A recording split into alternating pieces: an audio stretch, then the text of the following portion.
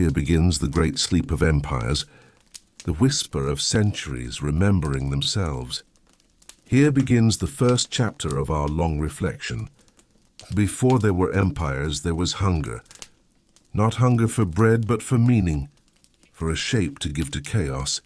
Every civilization begins not with conquest, but with a question. Can we build something that will outlast us?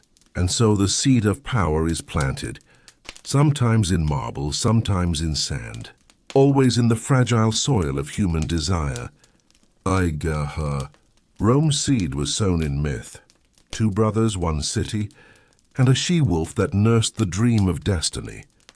In those early days, it was not yet an empire, not even a republic, just a gathering of wanderers and warriors by the Tiber, clutching the faint memory of Troy and the promise of order.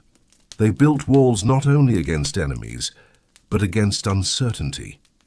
Rome was a prayer for permanence whispered by men who feared the wilderness.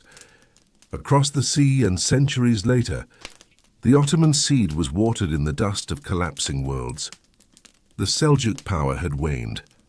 Byzantium flickered in its final twilight, and in that fragile dusk, a small tribe of horsemen lit a torch that would one day engulf 3 continents. Osman, the man who gave them his name, was not yet a sultan, only a believer in destiny.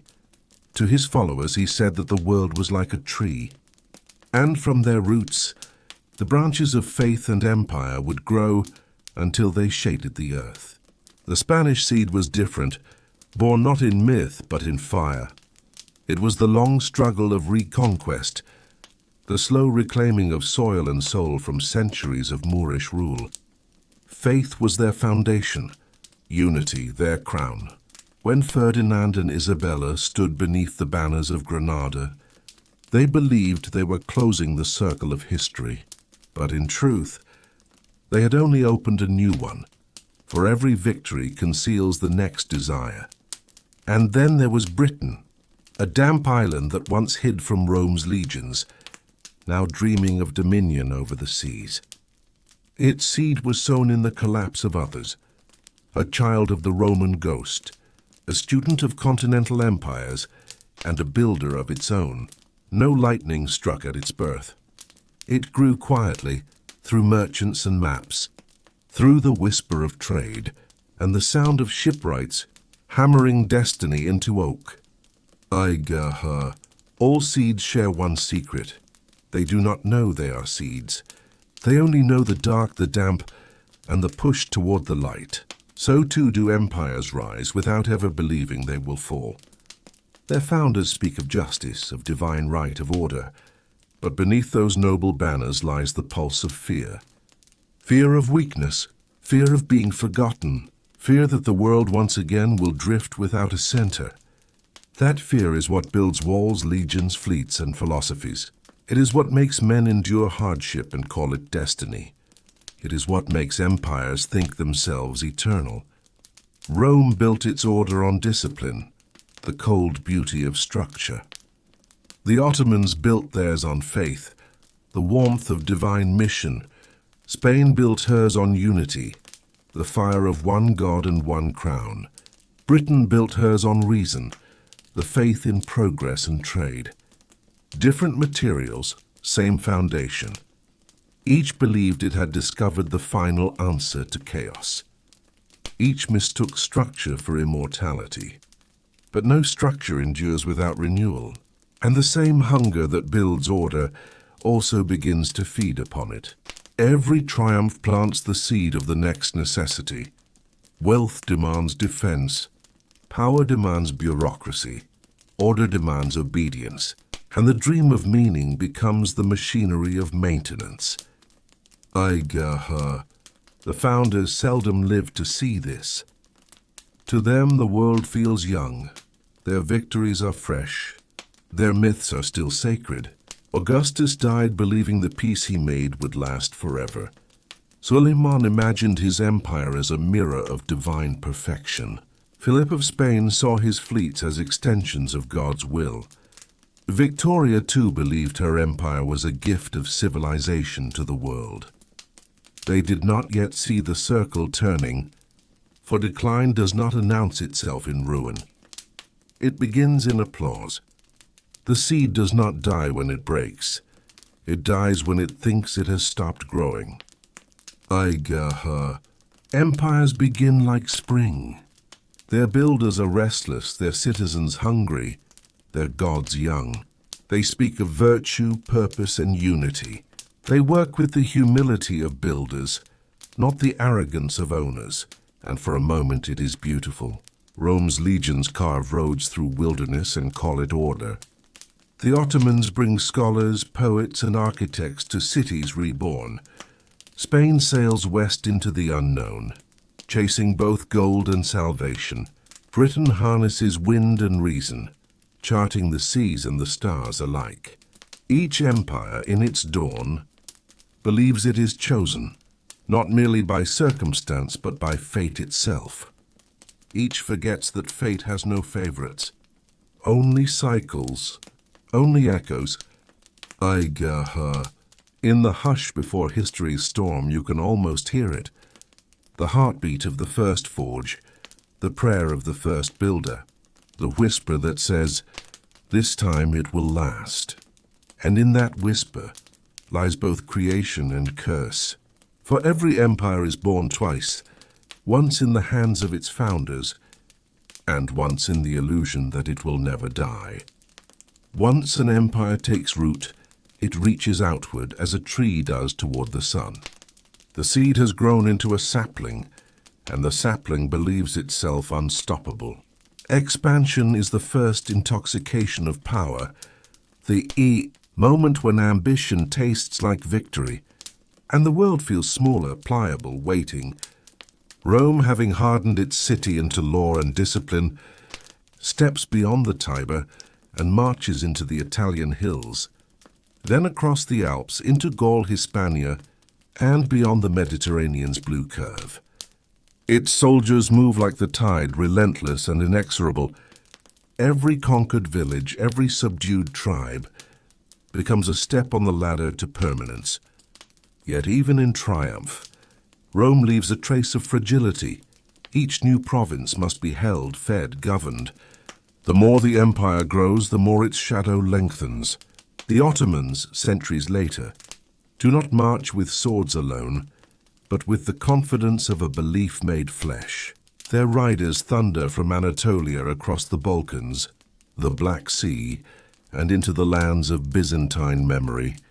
The banner of Islam, the discipline of Janissaries, the vision of a caliphate. These are not mere tools of conquest, but the mirrors of destiny. Every city they take is both a prize and a promise. The promise that their empire is the axis upon which the world turns.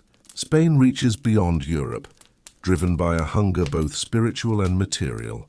The Reconquista has burned in the hearts of its rulers, leaving no room for half measures. When the caravels sail westward into the unknown, the oceans themselves bend beneath ambition.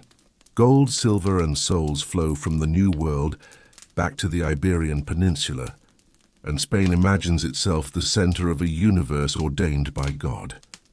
Expansion here is both fever and faith, a devotion so total it masks the fragility beneath the riches. Britain's age of expansion is slower, quieter, and yet no less relentless. It grows not in a single conquest, but across centuries of trade, colonization, and naval dominance. Its merchants, explorers, and admirals extend invisible threads across continents, weaving an empire without walls.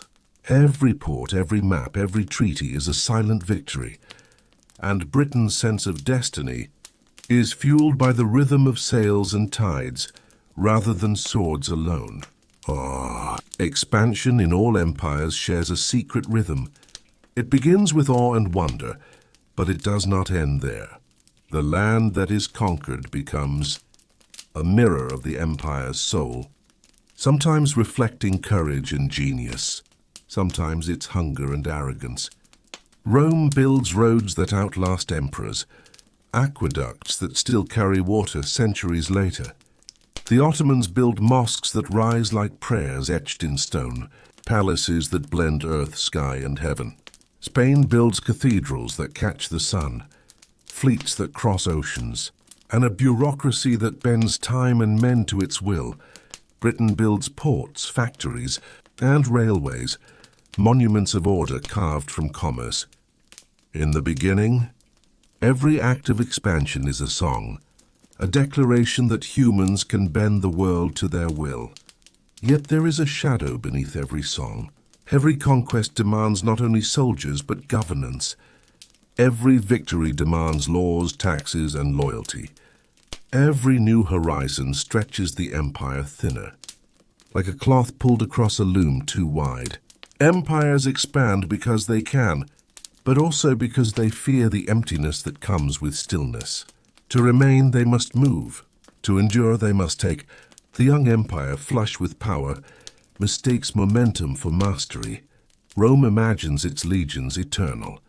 Even as provincial governors wrestle with rebellion and supply lines grow precarious, the Ottomans imagine faith as armor. Even as frontier lords test their limits, Spain imagines God's favor as invincibility. Even as silver floods create envy, debt, and corruption, Britain imagines industry as destiny. Even as distant colonies stir with the restless desire for autonomy, expansion seduces with promise, but carries seeds of overreach. Every border drawn is both a statement and a question. How much can we hold? How long before the weight becomes too great? Empires rarely see the moment when ambition begins to bend toward strain. They see only the next horizon, the next city, the next treasure, the next fleet. And yet, in this age of expansion, something extraordinary occurs. Culture blooms alongside conquest. Rome's law, literature, and architecture flourish across Europe and the Mediterranean. The Ottomans nurture scholars, artisans, and poets, blending cultures in the cities they claim. Spain spreads language, religion, and art across oceans. Britain's merchants and engineers carry ideas as surely as they carry goods. The world grows smaller, not just in distance, but in imagination. But power like water is never still. Expansion teaches ambition and hubris in equal measure. It stretches the empire's limbs, but the heart, the center, the seed, must remain strong. For every conquered city, every vanquished foe, every ocean crossed, the empire buries a fragment of its future. Rome's boundaries will one day be too vast to defend. The Ottomans' influence will become a weight upon itself. Spain's wealth will breed envy and stagnation. Britain's dominion will plant the first seeds of rebellion far from home. The age of expansion is intoxicating, but it is the first stage of a long dream that begins to fray. Empires learn that to hold the world is not the same as understanding it. To reach the horizon is to meet the limitations of men, logistics and mortality itself. Yet in the moment none of them notice. Expansion feels eternal, as if the very act of moving outward guarantees immortality. The world in its vastness seems to kneel before their will, and so with triumph in their eyes, and dreams taller than towers, the empires press on, not knowing that every step forward is also a prelude to the first tremors of decay. There comes a moment in every empire when the world seems to bow, not only in submission but in admiration. The age of expansion gives way to the age of flourishing. Cities glitter, palaces rise, armies parade, and the people begin to whisper of eternal glory. It is the era of the Golden Veil, where power cloaks itself in wealth, art, and ceremony, and the empire believes it has tamed time itself. Rome, at the height of the Principate, bathes in marble and bronze.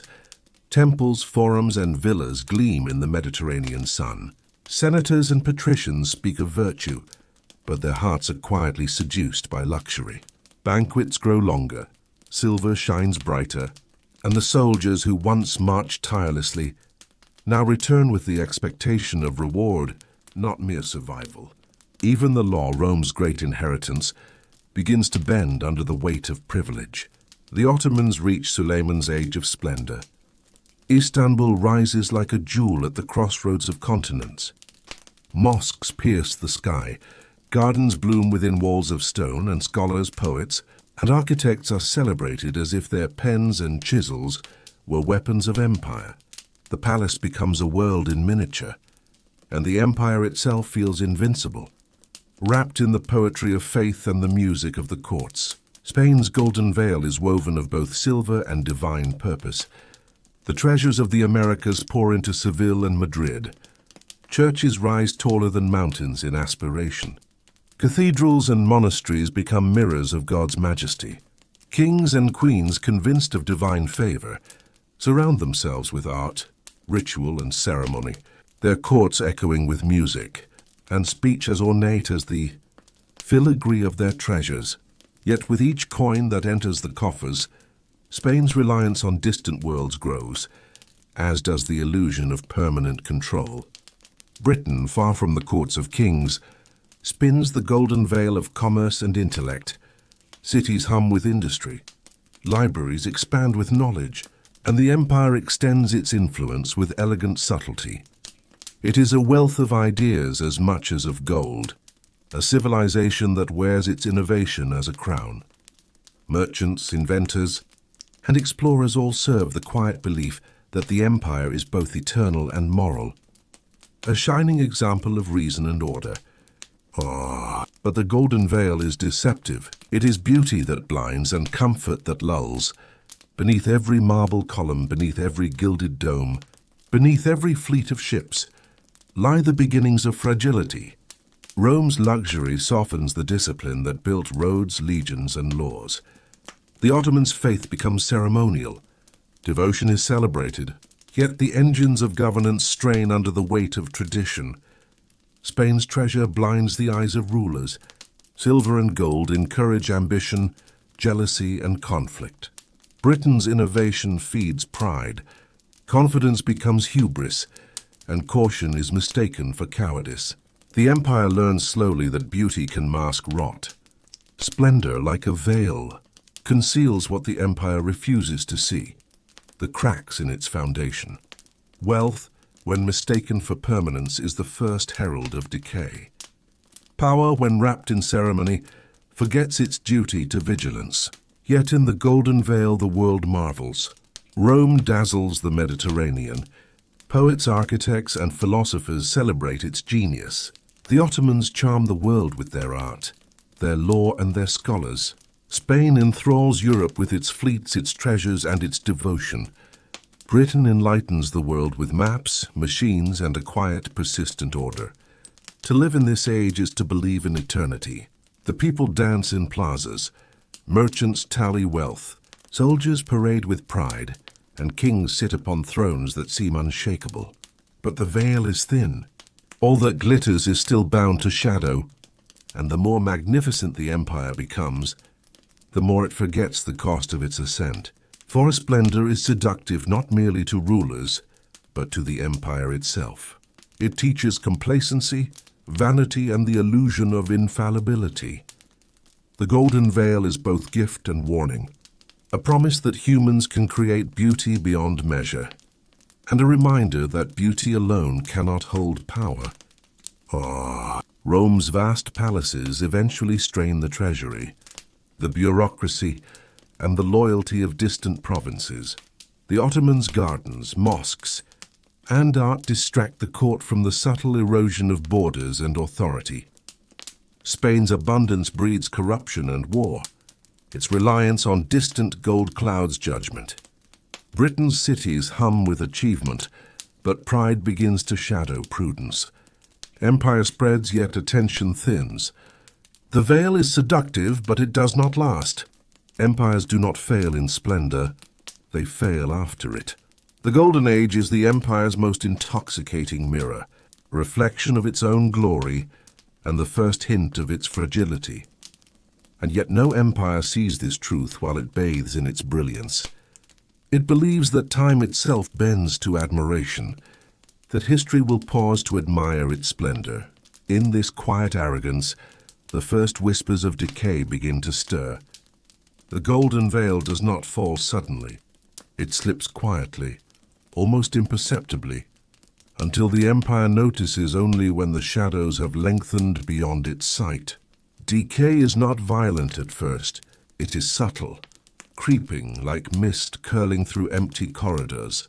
It begins in small betrayals of discipline, in overlooked responsibilities, in pride disguised as tradition. Rome feels it first in the provinces.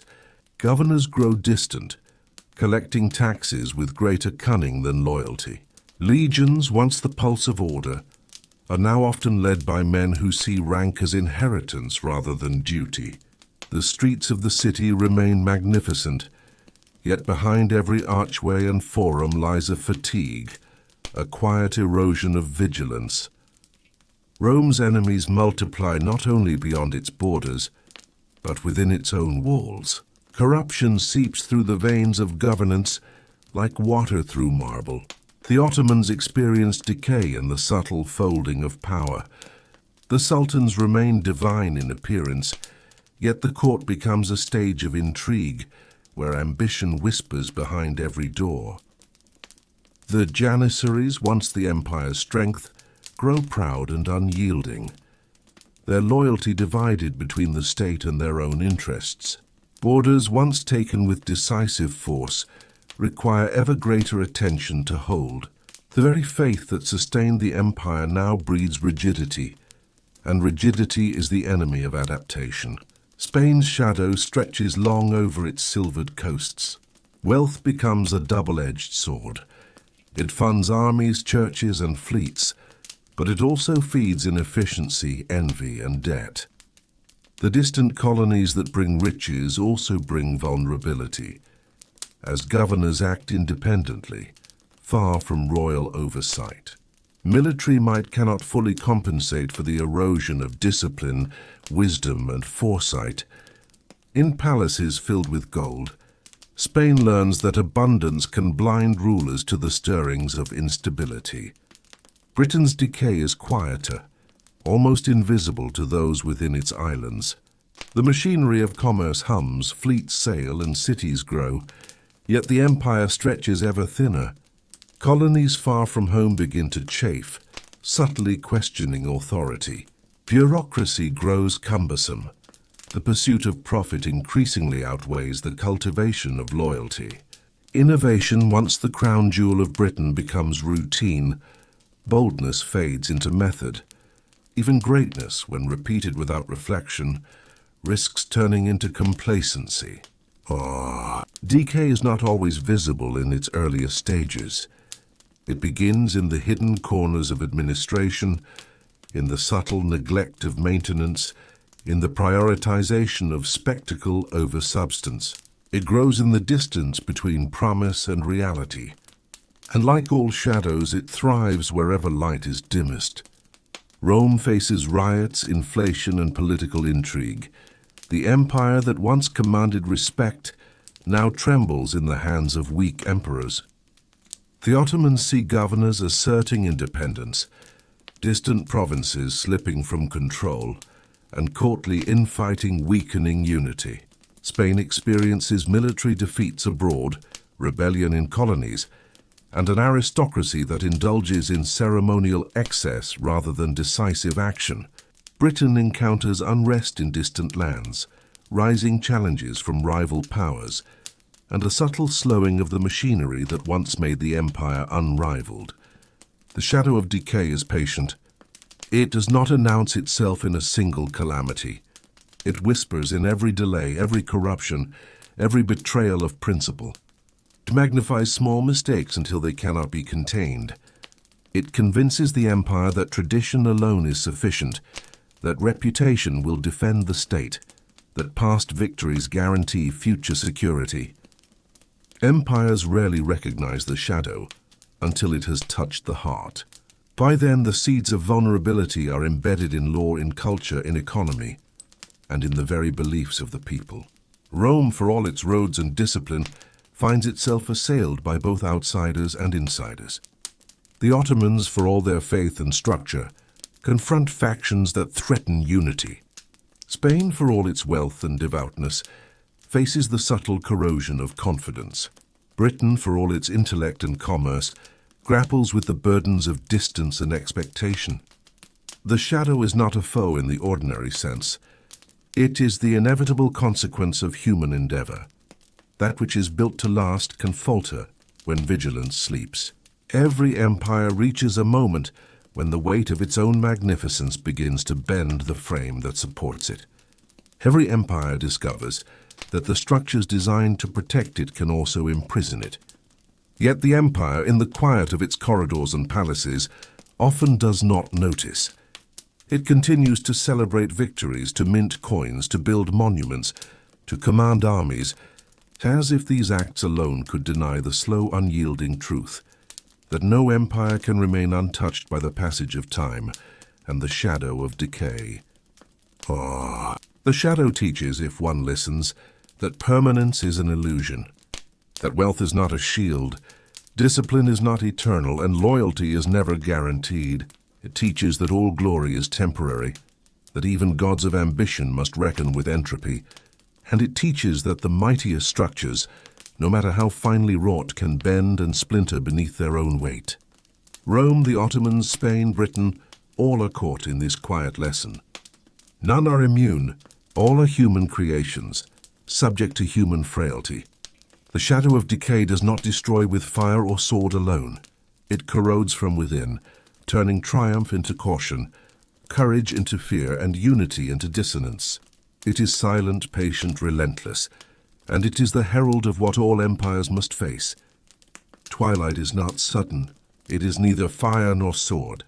It is a slow dimming, a fading of certainty, a long sigh in the corridors of power.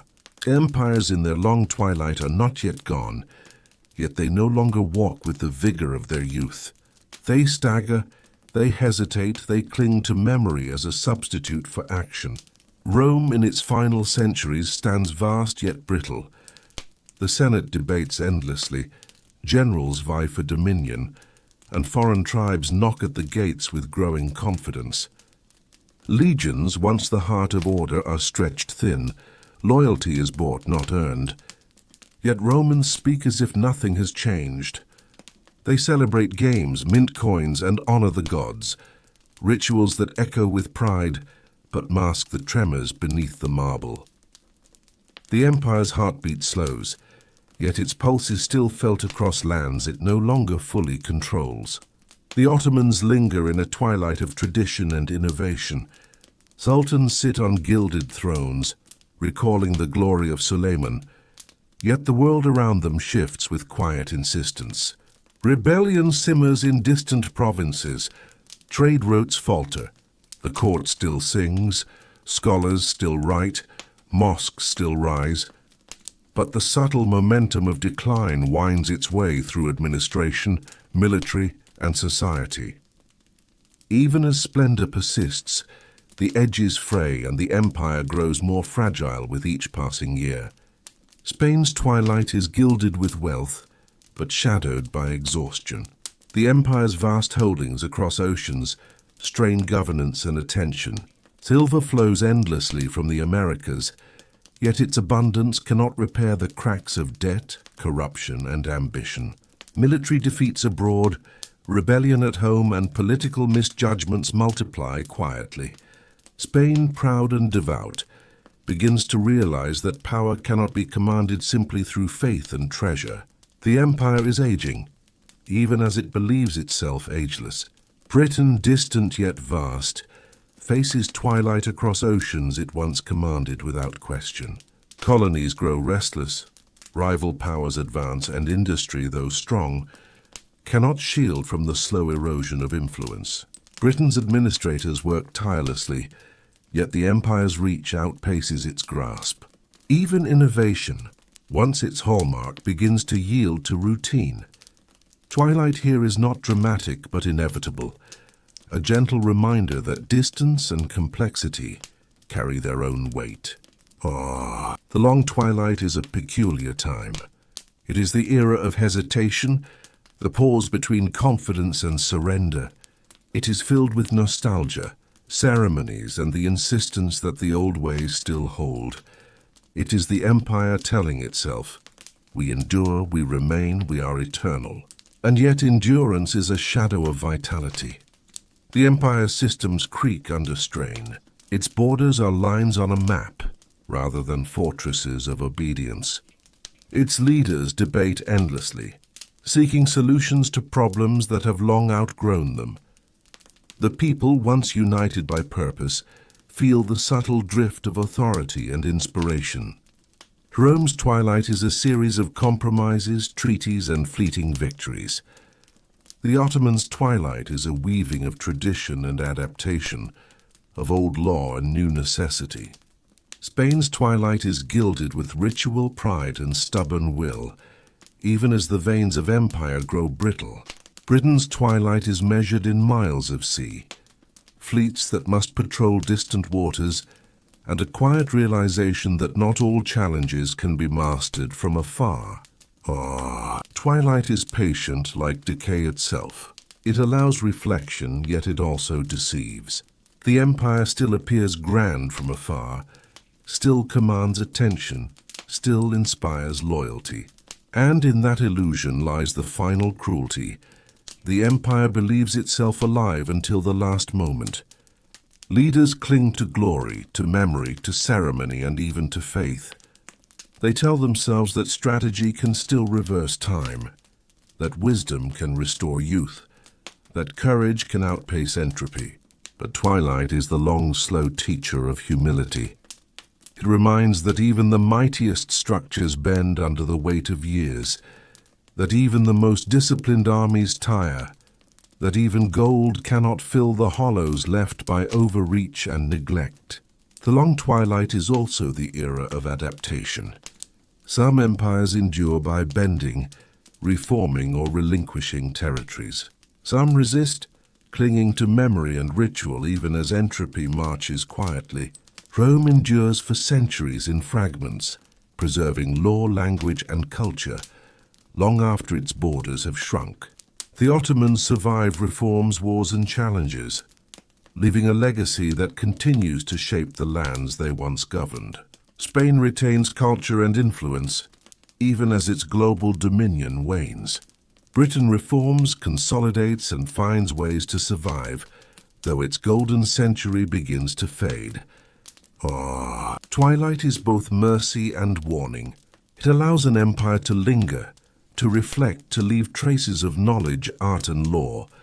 Yet it also exposes the inevitability of decline, the cost of overreach, the limits of ambition. Empires in their twilight are still mighty, yet the grandeur is tempered by awareness, a quiet understanding that the cycle of rise and fall never pauses. History teaches that twilight is a mirror, showing empires not only what they have accomplished, but what they have neglected. It whispers to rulers, citizens, and historians alike. All that rises must eventually bow. All that grows must eventually yield. Rome, the Ottomans, Spain, Britain, they each pass through this long twilight at different times, under different skies, yet in a shared rhythm of ambition, glory, and the slow acceptance of mortality. And in the quiet of that understanding, the final stage begins. The surrender to fate, the last traces of authority fading, the echo of empire whispering to the centuries yet to come. All empires at last yield, not always in fire or sword, sometimes in silence, sometimes in gradual surrender.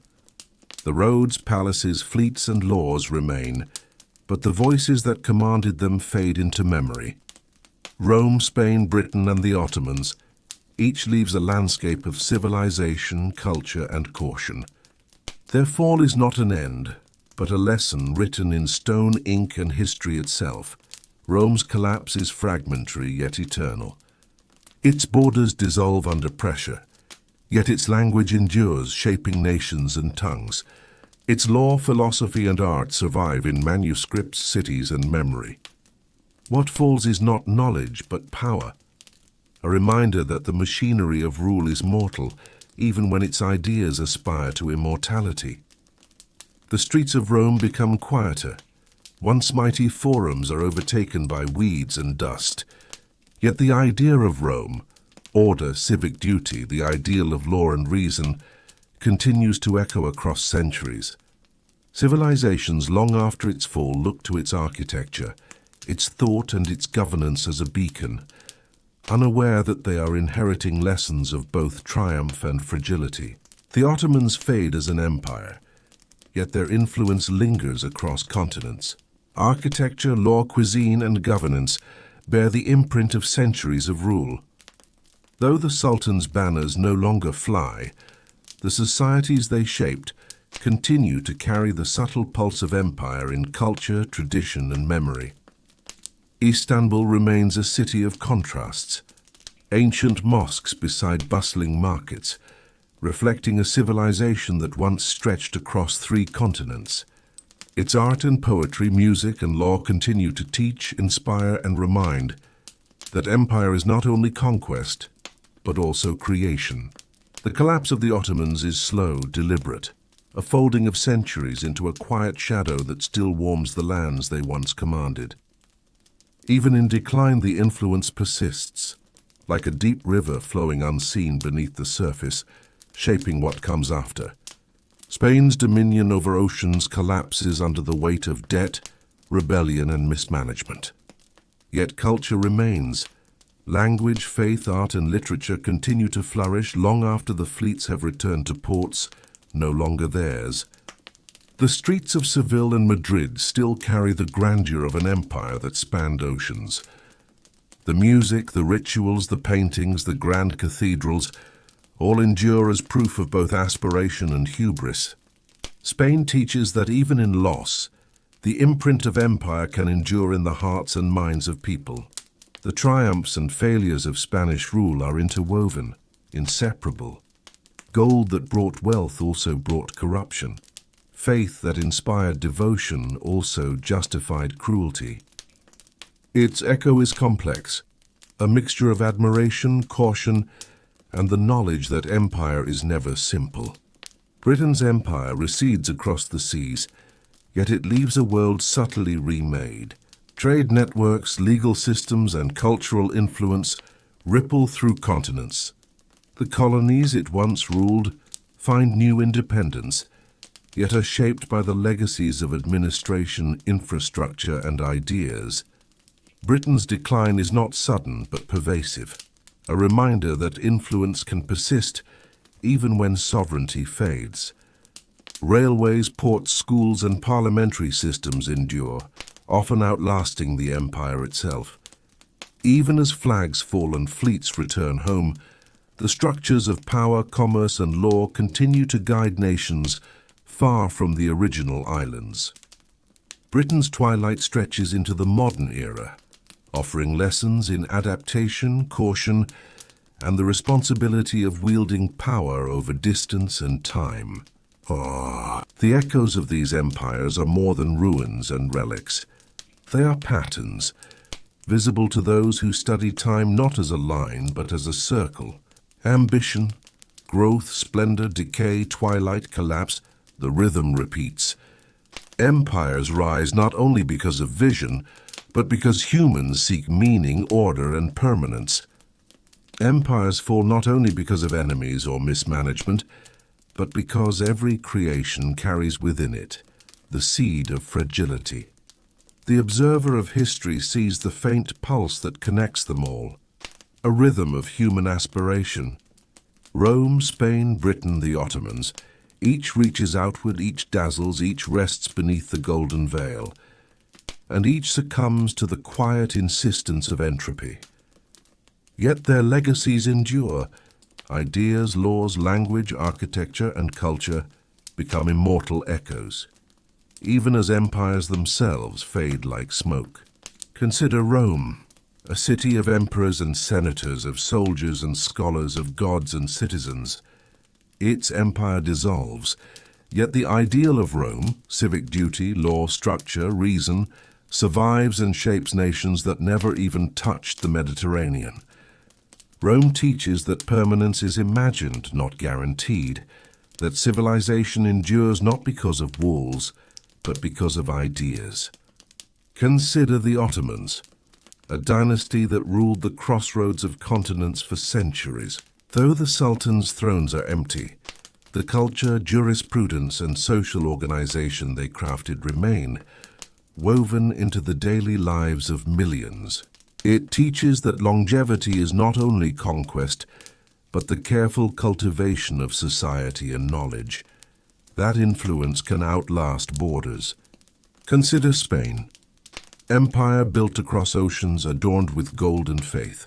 Though fleets are scattered and colonies freed, the language, art, and devotion it spread endure. It teaches that expansion can illuminate the world, but also blind its rulers to their own fragility. Even in decline, Spain whispers a cautionary tale.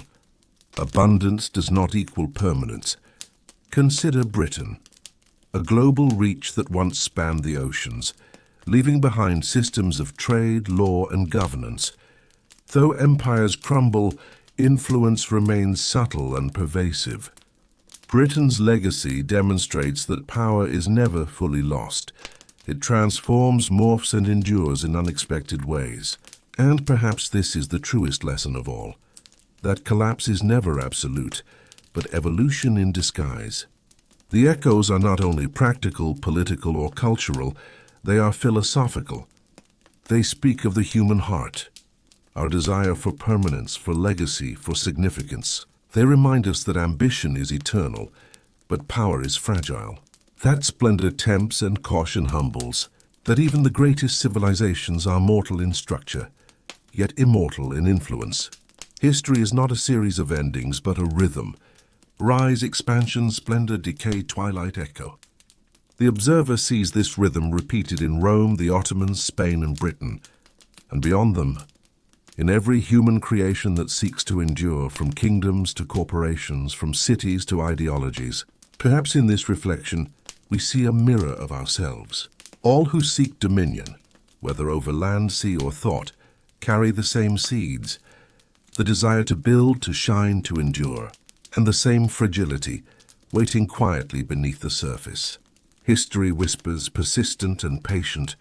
Power is transient. Glory is fleeting. Wealth is seductive, yet never eternal. All that rises eventually falls. And yet in their passing, empires leave echoes, teaching, shaping, warning, inspiring, long after banners have faded and crowns lie in dust. Rome teaches law and language. The Ottomans teach culture and governance. Spain teaches faith and artistry. Britain teaches innovation and administration. The observer watches timeless as these echoes ripple forward. Through centuries, across oceans, into the minds of generations yet unborn. All empires may fall, but their lessons endure. And in those lessons lies a quiet meditation. That humanity itself moves in cycles. That ambition will rise again. That the desire to build, govern, and endure is eternal. And that the echoes of empires past will always illuminate the path ahead.